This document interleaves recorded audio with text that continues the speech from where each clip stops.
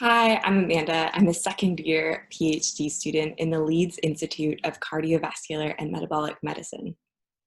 Part of my PhD is studying the sexism of fat, and if it's sufficient to use only one sex in obesity research. Before I begin, a quick thank you to my research funders as well as my co-authors, because without them, this project would not have been possible. We know that the UK has the highest rates of obesity in Europe and the sixth highest rates of obesity in the world. Each year, the NHS spends £6.1 billion treating obesity. 62% of the UK population is overweight and 25% of adults are classed as obese. Causes of obesity are not just overeating, but things like stress, medication, and genetics also play a role. And obesity itself is not the main concern, but the consequences of obesity, things like diabetes, heart disease, fatty liver disease, and high blood pressure, causing serious health concerns. In the UK, 27% of men and 30% of women are obese. Men and women respond to obesity differently. Men deposit their fat in their abdominal cavity surrounding their organs, and women deposit their fat just below the skin. We also know that men in the UK are 2 times more likely to have diabetes as a consequence of obesity than women. Because of all of these concerns, labs from all over the world are studying obesity and its associated diseases, and they do this using mouse models. Although we know males and females present differently in the clinic, it's common to use only one sex in mouse studies, typically males. And this is because using one sex means half the number of mice.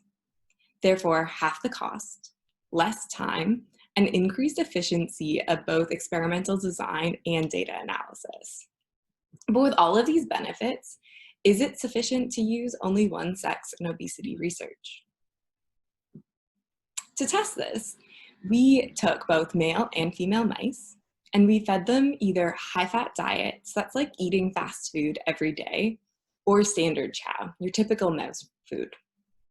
After 10 weeks of these diets, we measured blood glucose levels to detect diabetes, and then we also measured metabolic differences.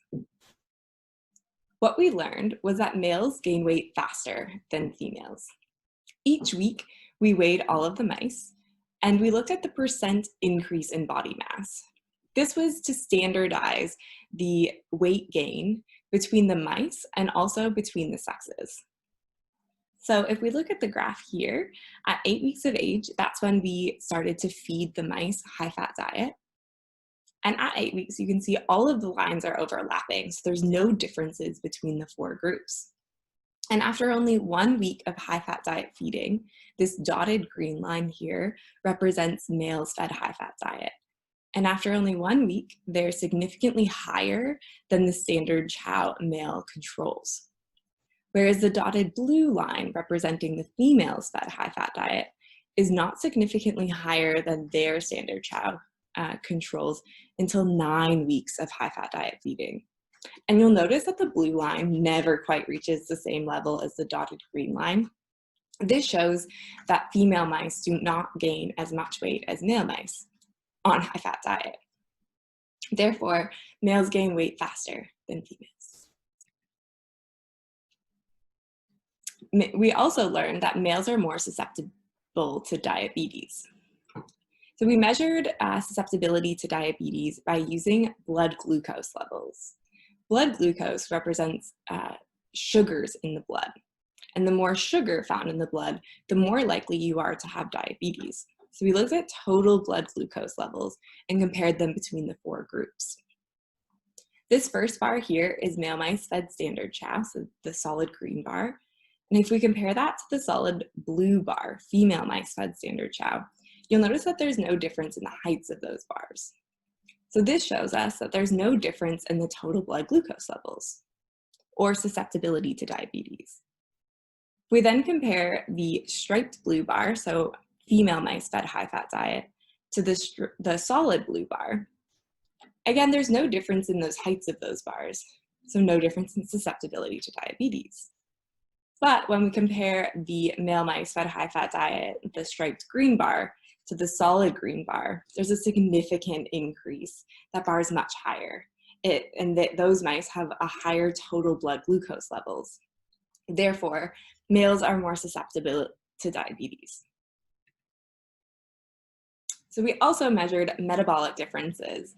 This could also be known as energy expenditure or metabolic rate or metabolism. So metabolic expenditure, if we look at the first bar, again, same as the last graph, male mice fed standard chow in green, and compare that to female mice fed standard chow in blue. The male mice fed standard chow are significantly higher, so they have a higher metabolic expenditure, spend more energy, than the female mice fed standard chow. When we feed both sexes high-fat diet, these striped bars, you'll notice that there's no difference between the heights of those bars anymore. So high-fat diet actually reduces metabolic differences.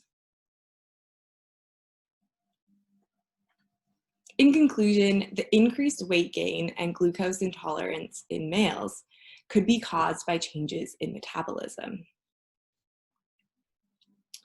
This study not only shows that mice are a good model for studying obesity in humans because of the parallels we see between mice and humans, like the increased susceptibility to diabetes in males, like we see in the 2 times more likely for males to have diabetes than women. But also, this study shows that it's not sufficient to use only one sex in obesity studies. And we need to use both sexes to increase our translation, to be able to go from the bench side to the bedside. Thank you for listening, and I hope you enjoy the rest of Research Nights In.